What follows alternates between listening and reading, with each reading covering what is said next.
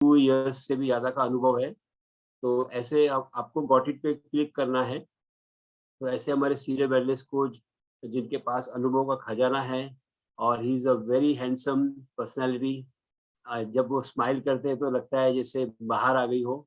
तो हमारे ऐसे senior wellness coach Sachin Kasa sir को मैं वेलकम करूँगा to take this topic today. और सभी को उनका स्वागत करना है विद क्लैप्स और मोटिवेटेड रहना है और एनर्जेटिक रहना है। और ये सेशन को आपको वीडियो ऑन रख के सुनना है। भले आप बहनें, लेडीज़ जो भी है काम कर रही है किचन में तो नो प्रॉब्लम, बट आपका वीडियो ऑन रखिए जिससे आपको परफेक्ट नॉलेज मिलेगा और आपके नॉलेज में इजाफा ही होगा। तो देखिए हमारे वरिता मैडम ने फर्स्ट क्लास वीडियो ऑन किया है, इमीडिएटली बात मान ली है। वैसे ही सभी सभी बहनें जो भी हमारे कॉल पे हैं सभी ने अपना वीडियो ऑन रखना चाहिए। इससे क्या होगा ना हमारा 50% अटेंशन हमारे स्क्रीन पे रहेगा, हम काम भी करेंगे करते जाएँगे और वर्कआउट हो चुका है। और इसके बाद में हम बहुत ही इम्पोर्टेंट पहेली पूछेंगे और बहुत सारे फन एक्टिविटीज़ करेंगे। तो फ्रेंड्स मैं स्वागत करना चाहता हूँ सचिन डेरे सर का। सचिन डेरे sir, the platform is all yours. Welcome sir. Yes. So thank you so much, Hari Prakash sir. And once again, good morning to everyone. और आज जो टॉपिक हम देखेंगे उसके पहले तो हमने अभी बहुत ही अमेजिंग वर्कआउट किया है, बहुत ही अमेजिंग वीडियो देखा है, मेडिटेशन या रिलैक्सेशन भी किया है। सो थैंक यू, सबके लिए एक बार क्लैपिंग करेंगे। बहुत ही अमेजिंग मैसेज था। और मैसेज के बारे में भी अगर वीडियो के बारे में भी अगर बताना चाहे तो प्रॉब्लम्स जो होते हैं वो इमेजिनरी होते हैं, प्रॉब्लम को हम छू नहीं सकते, तो वो साइकोलॉजिकल या इमेजिनरी होते हैं। तो उसके लिए हमें क्या करना पड़ता है कि अगर हम किस तरह से, किस एटीट्यूड से, किस दृष्टिकोण से उसको देखते हैं, उसके ऊपर डिपेंड करता है कि उससे कैसे ओवरकम करेंगे। तो डेफिनेटली इस प्लेटफॉर्म थ्रू हम बहुत सारी चीजों को बता देते हैं। तो माइंडसेट के बारे में, स्ट्रेस के बारे में भी बहुत सारी बार बता देते हैं। बस आपको ध्यान में रखना है कि प्रॉब्लम्स आर टेम्पररी, है ना। तो प्रॉब्लम्स को हम रिकवर कर सकते हैं। हमने इसी कम्युनिटी से सीखा है कि प्रॉब्लम्स आर टेम्पररी, हमें परमानेंट चीजों के ऊपर फोकस करना है। तो आज हम एक ऐसे टॉपिक को देखने वाले हैं, वो एक one of the major problem World Health Organization ने कहा है कि ये जो प्रॉब्लम है चाइल्डहुड ओबेसिटी, ये बहुत ही सीरियस हेल्थ चैलेंजेस है और 21st सेंचुरी का एक बहुत ही मेजर बड़ा प्रॉब्लम है और वो दिन ब दिन बढ़ते जा रहा है। तो आज के इस सेशन में हम देखेंगे कि क्या फैक्ट्स है, कितने ओबेस बच्चे हैं दुनिया में और कितने स्पीड से बढ़ रहे हैं। उसके बाद हम उसके पीछे क्या रीजन है, कुछ मिथ्स भी है उसको भी हम डिस्कस करेंगे। क्या रीजन है क्यों चाइल्डहुड ओबेसिटी दिन ब दिन बढ़ते जा रही है और उसके वजह से क्या कॉम्प्लिकेशंस आ सकते हैं, और उसके बाद हम देखेंगे कि उसका क्या सोल्यूशन है। और कुछ हम अगर टाइम के हिसाब से कुछ लाइव एक्सपीरियंसेस भी लेंगे, क्योंकि इस कम्युनिटी के साथ हम ओवरऑल हेल्थ सबको बहुत सारे पेरेंट्स अपने बच्चों की हेल्थ के लिए भी कैसे केयर करना चाहिए वो भी गाइड करते हैं, और बहुत सारे लोग ऑलरेडी इस कम्युनिटी के साथ उसको इम्प्लीमेंट भी कर रहे हैं। सो आपको क्या करना है, आपको भी कॉल में ड्यूरिंग कॉल एक्टिव रहना है। चैट बॉक्स सबके लिए ओपन है, यहाँ पर रिएक्शन दे सकते हैं ताकि आप यहाँ पे है और आप तक मेरी बात पहुंच रही है वो पता चलेगा, राइट। तो जैसे कि चाइल्डहुड ओबेसिटी ये टॉपिक क्यों इम्पोर्टेंट है, क्योंकि आज की डेट में चाइल्डहुड ओबेसिटी दिन ब दिन बढ़ते जा रही है। और जैसे बोलते हैं ना कि बच्चे ही हमारा देश का फ्यूचर है। तो अगर हमने बेसिक फाउंडेशन से या बच्चों के एज से अगर उसको एक हेल्थ क्या होती है उसको अवेयरनेस देने की शुरुआत की, तो डेफिनेटली आगे जाके हम उनकी हेल्थ के लिए, उनके अच्छे ग्रोथ के लिए हेल्प कर सकते हैं। या वो हमें ध्यान में रखना है कि कैसे हमारे बच्चों की हेल्थ से ही, मतलब वो किड्स एज से ही कैसे हम उनको एजुकेट करें कि क्या हेल्दी होता है, क्या अनहेल्दी होता है, और किस तरह से वो आगे जाके उसका रिलेशन बहुत सारी चीजों से है, not only physical, even mental, और उनका जो भी आगे प्रोफेशनल ग्रोथ होगा या जो भी आगे जाके वो उनका प्रोफेशनल या करियर गोल होगा, उसके लिए भी वो इम्पोर्टेंट कनेक्ट होता है, रिलेट होता है कि क्यों हमें ध्यान रखना है बचपन, मतलब ये किड्स के एज से ही। तो अगर मैं फैक्ट्स की बात करूं तो पूरी दुनिया में, अगर हमने एक आर्टिकल पढ़ा था कि 2025 तक टोटल 34 CR 34 करोड़ बच्चे जो है मोटापे से जूझने वाले हैं, मोटापे का शिकार बनने वाले हैं। आज के डेट में अगर मैं 2020 का एक सर्वे देखूं तो इंडिया की अगर बात करेंगे तो India is the second largest child obesity होने वाला कंट्री है चाइना के बाद। अगर चाइना में 15 मिलियन, अगर 1.5 करोड़ से भी ज्यादा लोग बच्चे जो ओबेस है, और उसके बाद 14.4 मिलियन, मतलब अराउंड 1.44 CR तक के इतने बच्चे ओबेस है या ओवरवेट कैटेगरी में है। और इसको कैसे डिफाइन किया जाता है, ओबेसिटी या ओवरवेट कैटेगरी कैसे डिफाइन किए जाते हैं? 1975 का अगर परसेंटेज देखेंगे तो 5% था, अगर 20 बच्चों में से एक बच्चा ओबेस था। लेकिन अभी 2020 तक उसका परसेंटेज बढ़कर अराउंड 20% हो चुका है। मतलब हर चौथे या पांचवे बच्चों में एक बच्चा ओबेस है या ओवरवेट है। और उसके बहुत सारे रीजन है, उसके बहुत सारे मीथ्स है, क्योंकि हमें लगता है कि इंडिया में क्या लगता है कि अगर बच्चा हेल्दी है या ओबेस है या मोटा है तो हेल्दी है। ऐसा लगता है कि बच्चों में उतना इसके लिए तो बच्चों को बहुत सारा ये खाओ वो खाओ, बहुत सारा ओवर ईटिंग भी हो जाता है। तो लोगों को लगता है कि हम माँ हो, दादी हो, बच्चों को तो उनको तो लगता है कि मेरा बेटा तो बहुत ही मतलब हेल्दी होना चाहिए, बहुत खाना चाहिए, हर टाइम खाते रहना चाहिए, और वो हेल्दी रहेगा, वो मोटा रहेगा तो हेल्दी है। जैसे जैसे उसका एज बढ़ेगा उसका वेट बराबर, हाइट बढ़ेगा तो वेट बराबर होगा। ये एक मिथ है, तो ऐसा नहीं होता है। उनको भी देखना है हमें हाइट के हिसाब से उनका कितना वेट होना चाहिए।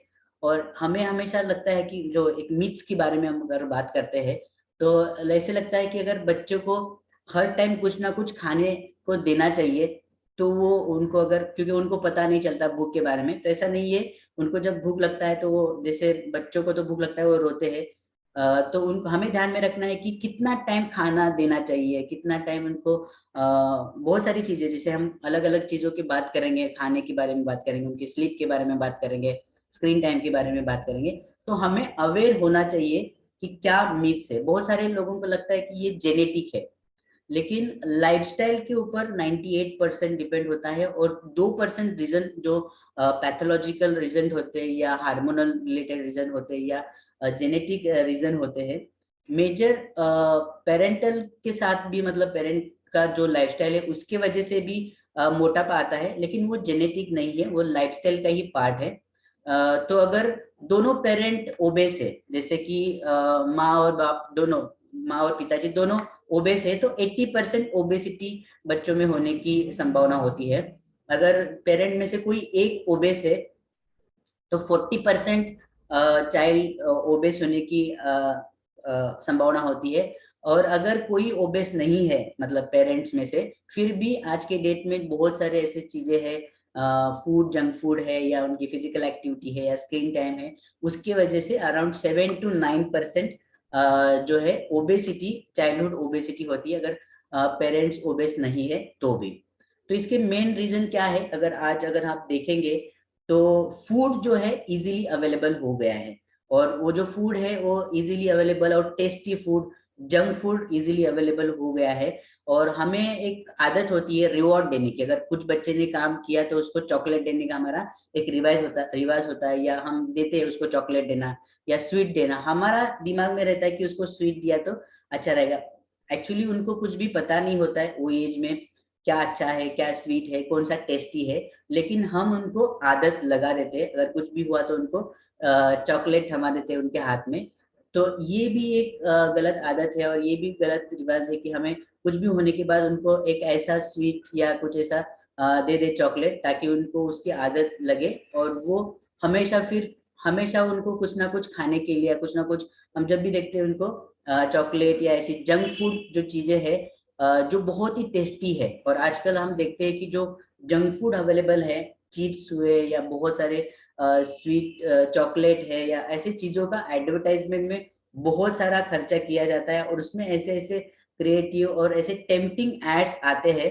इसके वजह से बच्चे, हम अब देखते हैं कि टीवी या इसके सामने हमेशा बच्चे रहते हैं, तो उनको ये एड से एक अट्रैक्शन हो जाता है इन चीजों की तरफ। और आजकल हम देखते हैं कि वो स्वीट के साथ खिलौने भी ऐड किए हैं ताकि और भी अट्रैक्शन बढ़े, और इन सारी चीजों की वजह से उनका जो ईटिंग है वो ओवर ईट हो जाता है और उसके वजह से ओबेसिटी बढ़ते जा रही है। अभी हम देखते हैं कि स्क्रीन टाइम भी बढ़ गया है आज के डेट में। अभी तो बहुत सारा मतलब हम जिस अनसर्टन सिचुएशन से जा रहे हैं उसकी वजह से सभी क्लासेस वगैरह ऑनलाइन हो रहे हैं, तो उनका स्क्रीन टाइम भी बहुत बढ़ते जा रहा है और स्क्रीन टाइम की वजह से भी ओबेसिटी बढ़ते जा रहा है। क्योंकि बहुत सारे ऐसी चीजें हैं जो अगर हम स्क्रीन टाइम या हम इवन खाना खाते समय भी जरूरत नहीं है तो भी बच्चों के हाथ में मोबाइल थमाया जाता है, तो वो सारी चीजें बहुत ही डेंजरस है। कितना स्क्रीन टाइम होना चाहिए मैं आगे बताऊंगा, लेकिन ये स्क्रीन टाइम की वजह से भी क्या होता है कि हमारा फिजिकल एक्टिविटी है वो बहुत कम हो चुका है।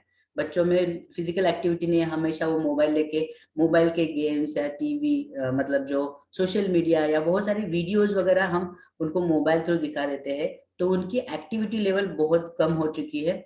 वो एक रीजन है। उसके साथ साथ हम देखते हैं आजकल पेरेंट्स भी वर्किंग है, तो पेरेंट के पास भी उतना टाइम नहीं है बच्चों को ध्यान देने का, तो इसके वजह से भी ओबेसिटी बढ़ती जाती है। क्योंकि उनके फूड के बारे में, उनके डाइट के बारे में, उनके वेलबींग के बारे में हम इतना अवेयर नहीं होते, क्योंकि पेरेंट जो है अपने काम के चक्कर में या हमारे काम के ऊपर ध्यान देते, तो बच्चों की तरफ वो ध्यान नहीं दिया जाता और ये अवेयरनेस या एजुकेशन का पार्ट भी ओबेसिटी का एक रीजन बन जाता है।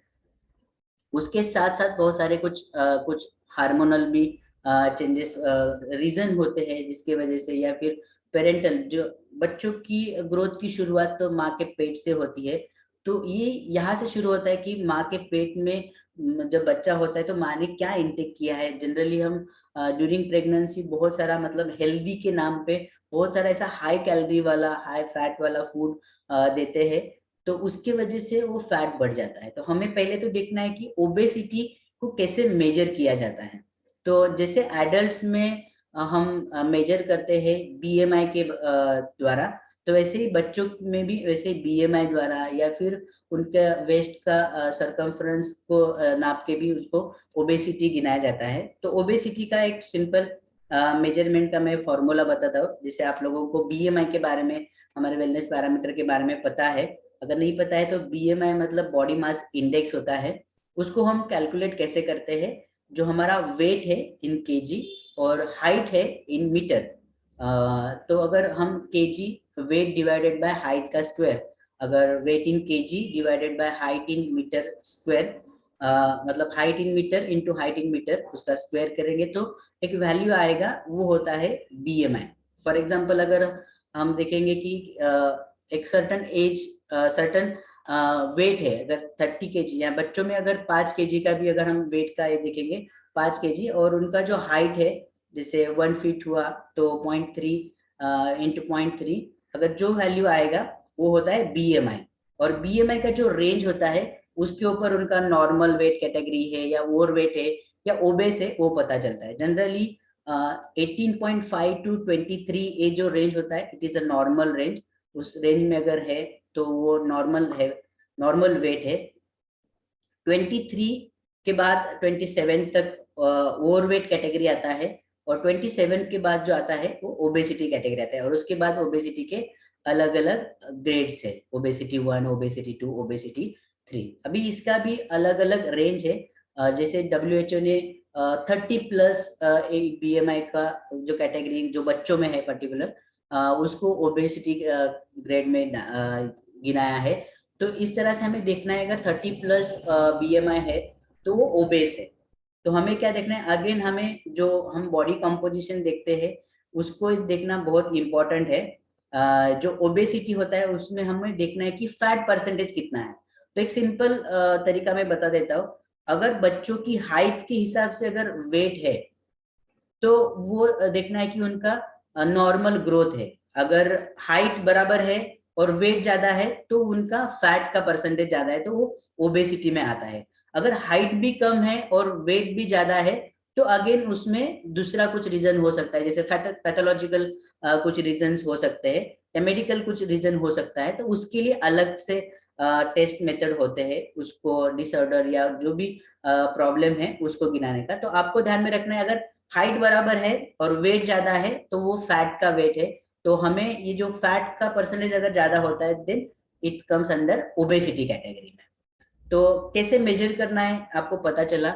अभी मेन रीजन मैंने जैसे बताया था कि एक तो जंक फूड का अवेलेबिलिटी इजीली हो गया, एक्सेसिबिलिटी इजी हो गया, और उसमें बहुत सारा शुगर होता है। बहुत सारी बार हम बच्चों को जूसेस देते हैं, फ्रूट जूस देते हैं, तो उसकी वजह से भी उसमें भी शुगर इनटेक होता है, तो उसमें शुगर इनटेक बढ़ जाता है। अगेन हम देखते हैं उनका फिजिकल एक्टिविटी या जो भी खेल कूद का टाइम होता है वो कम हो गया क्योंकि स्क्रीन टाइम बढ़ चुका है। या पेरेंट्स की जो आदतें है, जो एनवायरनमेंट है घर का, वो भी हेल्दी नहीं होता, उसकी वजह से भी ओबेसिटी बढ़ते जाता है।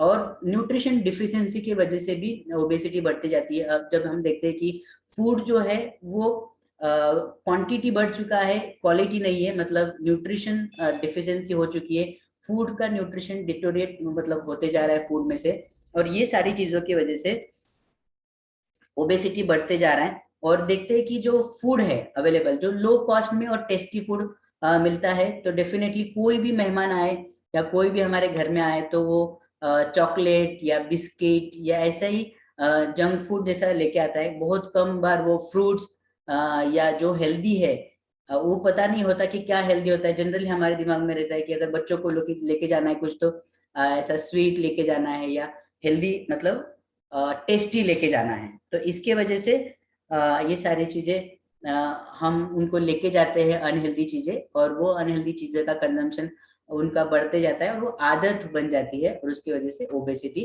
बढ़ती है। और ये अभी चाइल्डहुड ओबेसिटी जो है उसके कॉम्प्लिकेशंस क्या है, मतलब जैसे चाइल्डहुड, एक तो बहुत बार क्या होता है, वर्किंग पेरेंट्स होते हैं, उनका बच्चों की ग्रोथ की शुरुआत माँ के पेट से होती है, तो जब उनके प्रेगनेंसी के दौरान जो वो फूड कंज्यूम करते हैं उसमें अगर हेल्दी फूड का, हेल्दी न्यूट्रिशन का उसमें नहीं है, हेल्दी न्यूट्रिशन उन्होंने इंटेक नहीं किया, तो एक तो वहां से ही उनकी ग्रोथ की शुरुआत होती है, वहां पे उनको न्यूट्रिशन कम मिलना स्टार्ट होता है और माल न्यूट्रिशन भी स्टार्ट होता है। और उसके बाद जैसे ही बच्चा डिलीवर होने के बाद जो ब्रेस्ट फीडिंग होता है, माँ का दूध, ये सबसे न्यूट्रिशियस फूड है, फर्स्ट न्यूट्रिशन है, फर्स्ट न्यूट्रिएंट है, तो वो भी बहुत बार क्या होता है नहीं मिलता है। आजकल के इवन अर्बन सिटीज में ब्रेस्ट फीडिंग नहीं किया जाता है या कम किया जाता है, तो वो भी एक रीजन होता है, उसकी वजह से उनको न्यूट्रिशन प्रॉपर नहीं मिलता है,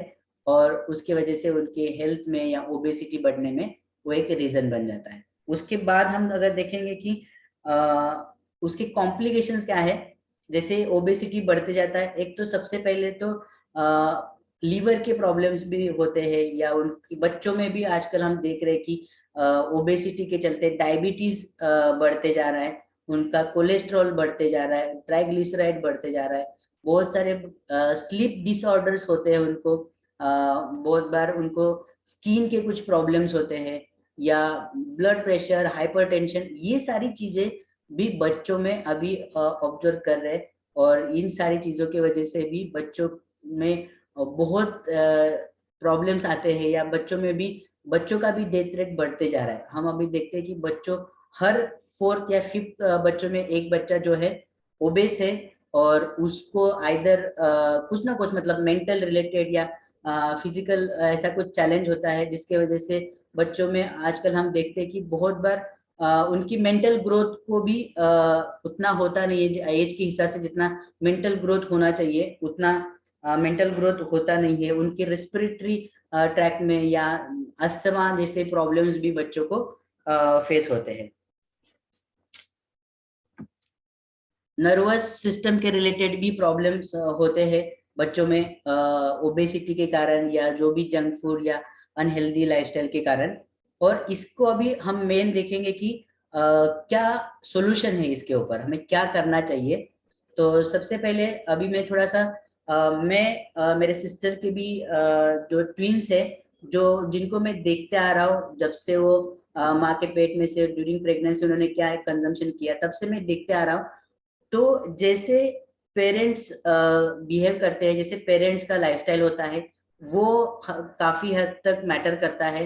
बच्चों को किस तरह की आदतें डेवलप होती है, बच्चों को किस तरह से फूड या इसका क्रेविंग होता है। तो मैंने देखा है कि जो मेरी सिस्टर है वो जब से प्रेग्नेंट थी तब से अच्छा न्यूट्रिशन लेना, अच्छी लाइफस्टाइल को, हेल्दी एक्टिव लाइफस्टाइल को इम्प्लीमेंट करती थी।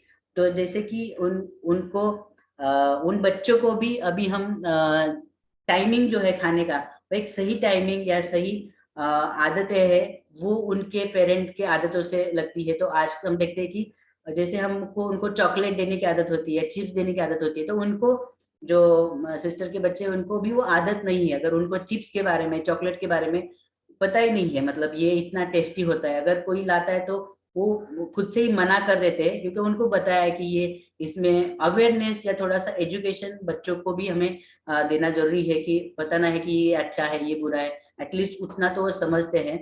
तो अगर हम ज्यादा शुगरी आइटम नहीं देंगे तो भी वो टेस्ट के साथ खाते हैं, क्योंकि हमें वो लगता है कि उनको टेस्टी लगना चाहिए, लेकिन अगर उनको आदत होती है एक बार हेल्दी खाने की, तो वो हेल्दी खाना भी उनको टेस्टी लगता है। तो टेस्ट तो हमारे लिए है, जो हम देखते हैं कि टेस्टी लगना चाहिए, अच्छा दिखना चाहिए, अच्छा स्मेल आना चाहिए, लेकिन बच्चों को वो मालूम नहीं होता है। तो बहुत इंपॉर्टेंट चीज है जो पेरेंट्स को ध्यान में रखना है। बहुत बार हमारे इधर भी आते हैं लोग बच्चे की, उनका बच्चों की ओबेसिटी कम करना है, तो हम रिकमेंड करते हैं कि बच्चों की ओबेसिटी कम करने से पहले हमें पेरेंट्स की ओबेसिटी के ऊपर ध्यान देना चाहिए, पेरेंट्स के आदतों को देखना चाहिए, मॉनिटर करना चाहिए, ऑब्जर्व करना चाहिए, देन ओनली, क्योंकि बच्चे हम जो बताते हैं वो नहीं करते, जो हम करेंगे वो करते हैं। तो हमें देखना है कि हमारी आदतें, जो पेरेंट्स है उनकी आदतें कैसी है, और उसके ऊपर ही बच्चों का हेल्थ या मोटापा कम करने का रिजल्ट, ये हम सॉल्यूशन फाइंड आउट कर सकते हैं। और बच्चों में ऐसा है कि इमीडिएट, जैसे हमें एडल्ट का जो वेट लॉस या इसका प्लान देते हैं, तो बच्चों में ऐसा नहीं होता है। बच्चों का एक सर्टन एज के बाद सर्टन मतलब क्वांटम देखना है कि हमें कितना वेट लॉस होता है। जैसे कि अगर 2 साल के नीचे अगर बच्चा है, तो ऐसा नहीं कि एडल्ट की तरह उसका 2 kg 3 kg वेट लॉस होगा। अगर 2 साल के अंदर बच्चा है तो उसका मैक्सिमम मंथ में हाफ से लेके 2 kg तक का ही वेट लॉस हम ये कर सकते हैं। रिकमेंडेड है कि उतना ही वेट लॉस होता है। अगर बच्चा 2 साल के ऊपर है तो मैक्सिमम 3 kg तक का उसका वेट लॉस या हम फैट लॉस बोल सकते हैं, वो उनका टारगेट हम रख सकते हैं। उसके लिए कौन सी चीजें हैं, जैसे कि एजुकेशन बताया, उनको एक रोल मॉडल देना बहुत जरूरी होता है। ऐसे नहीं कि सेलिब्रिटी, हमारे घर में ही जो हमारे पेरेंट्स एक तो रोल मॉडल होना चाहिए, क्योंकि उनको फॉलो करते हैं, या किसी ना किसी को उनको रोल मॉडल रखना है कि वो जिसकी हैबिट्स या जिसकी आदतें हेल्दी है, तो वो उनको इम्प्लीमेंट करना, या उसके जैसा आदतें उनके उसमें डेवलप होती है। उसके बाद अगर हम बात करेंगे कि 1 साल 2 साल के बच्चों की, तो उनके लिए तो सबसे इम्पोर्टेंट न्यूट्रिशन ब्रेस्ट फीडिंग है। तो वो इम्पोर्टेंट है, क्योंकि जो हम बाहर से एक्सटर्नल या काउ मिल्क या ऐसे देते हैं, उससे भी आजकल तो हम देखते हैं कि मिल्क में भी कितना अडल्ट्रेशन है, तो उससे भी उनको बहुत सारे हेल्थ चैलेंजेस भी हो सकते हैं, और ओबेसिटी भी बढ़ सकता है। उसके बाद उनका फिजिकल एक्टिविटी, एज वाइज उनका फिजिकल एक्टिविटी होना बहुत इंपॉर्टेंट है। जैसे कि अगर बच्चा 1 साल के अंदर है, तो उनको कम से कम 30 मिनट्स का जो टमी के ऊपर उनको सुलाना बहुत इंपॉर्टेंट है, और उसको ऑब्जर्व करना जरूरी है। तो एटलीस्ट 30 मिनट उनका वो एक्टिविटी लेवल या ऑब्जर्व करना बहुत जरूरी है। अगर बच्चा 2 साल तक है या 2 साल, तो उनको कम से कम 1 घंटे का एक्टिविटी लेवल होना बहुत जरूरी है। आजकल तो बहुत सारे बच्चे मतलब एक्टिव होते हैं, लेकिन हमें ध्यान में रखना है कि हम उनको मोबाइल या इसकी वजह से उनकी एक्टिविटी तो कम नहीं कर रहे। तो 2 साल के बच्चे तक का जो एक्टिविटी आवर्स होता है, वो कम से कम 1 आवर होना चाहिए। और 2 से लेके 18 तक, 3 से लेके 18 तक का उनका जो एक्टिविटी लेवल है, वो कम से कम 3 घंटे उनको एक्टिवली, मतलब उनका खेल कूद है या खेलना है, और एक्टिव रहना बहुत इंपॉर्टेंट है। जैसे बच्चों में एज वाइज उनका एक्टिविटी लेवल बहुत इंपॉर्टेंट है। उसके साथ जो न्यूट्रिशन की बात करेंगे, अगर बच्चों को मैक्सिमम न्यूट्रिशन की रिक्वायरमेंट होती है, क्योंकि जो उनका जो एज है वो ग्रोथ एज होता है, तो उनको सही विटामिन मिनरल्स मिलना बहुत जरूरी होता है। उनको एक हाई क्वालिटी प्रोटीन जो डाइजेस्टेबल हो, वो मिलना बहुत जरूरी होता है। इसके लिए उनको क्या करना है कि 5 टाइम्स डिफरेंट फ्रूट्स और वेजिटेबल्स देना बहुत जरूरी होता है। और इम्पोर्टेंट है उसका टाइमिंग, कौन से टाइम में हम उनको फूड देते हैं, और वही टाइम में हमको फूड देना, रेगुलर उनकी आदत बनाना बहुत जरूरी है। और जब भी हम फूड देते हैं तो उनको बैठ कर, मतलब बहुत बार क्या होता है, भागते भागते वो फूड को उनको खिलाना पड़ता है, तो हमें देखना है कि एक जगह पे बैठ के विदाउट उनको स्क्रीन, मतलब या मोबाइल या टीवी को देखते हुए खिलाना है, बिना टीवी या मोबाइल को देखते हुए उनको एक खिलाना। और वो हर टाइम जो 5 टाइम, अगर 5 बार हम मील देते हैं तो एक उसका टाइमिंग भी फिक्स होना बहुत इंपॉर्टेंट है। उसके बाद जो आता है स्लीप का, तो स्लीप बहुत इंपॉर्टेंट है। जैसे कि मैंने बताया कि ये जो बच्चों का एज होता है दैट इज ग्रोथ एज, तो हर एज में एक सर्टन पीरियड होता है स्लीप देना। तो जैसे ही बच्चे 3 महीने तक है तो उनका स्लीप टाइम होता है 14 से 17 घंटा, उनको स्लीप की रिक्वायरमेंट होती है। जैसे जैसे एज बढ़ते जाता है उसका ड्यूरेशन कम होते जाता है। 1 साल तक वो ड्यूरेशन 12 से 15 आवर्स का होना चाहिए। 1 से 2 साल तक 11 से 14 आवर उनको स्लीप की रिक्वायरमेंट है। 3 से 5 के साल के बच्चों को 10 से 13 घंटे की नींद जरूरी होती है। 6 से लेके 13 तक एक चार्ट है, 6 से लेके 13 तक 9 से लेके 11 घंटे की नींद जरूरी होती है। फिर 14 से 17 की एज में अगर बच्चा है तो उसको 8 से 10 आवर की नींद बहुत जरूरी होती है। और उसके बाद 18 to 25 7 to 9 आवर्स की नींद जरूरी होती है। और इवन 18 टू अगर 64 की एज का भी हम देखेंगे, जो जिस एज में हम एडल्ट आते हैं, उसमें 7 to 9 आवर्स की नींद हमारे लिए बहुत जरूरी होती है, क्योंकि उसमें हमारा बहुत सारा ग्रोथ रिकवरी का काम होता है। और अबाव 64 कम से कम 7 to 8 आवर्स की नींद बहुत जरूरी होती है। और जो आजकल मैंने बताया कि जैसे स्क्रीन टाइम, तो स्क्रीन टाइम का भी एक रेंज है, कितना स्क्रीन टाइम होना चाहिए। जैसे कि अगर बच्चा 2 साल तक तो उनको कोई भी स्क्रीन का एक्सपोजर नहीं देना चाहिए, बहुत ही डेंजरस इफेक्ट होते हैं उनके बॉडी के ऊपर, उनके माइंड के ऊपर। तो हम जनरली आजकल हम देखते हैं कि बच्चे 6 महीने 1 साल जैसे ही उनको अच्छा लगता है हम उनके हाथ में मोबाइल दे देते हैं, तो 2 साल तक उनको कोई भी स्क्रीन के सामने नहीं रखना है। और 2 साल के बाद, अभी जैसे कि 2 साल के बाद थोड़ा बहुत हम उनको कुछ 1 घंटे तक स्क्रीन टाइम जो भी हमको ऑब्जर्व करना है, और ऐसा नहीं कि कंटिन्यूअस, उनको मैक्सिमम 15 मिनट अगर हम स्क्रीन के सामने रखें तो उसको 5 मिनट 10 मिनट का ब्रेक लेना बहुत जरूरी है।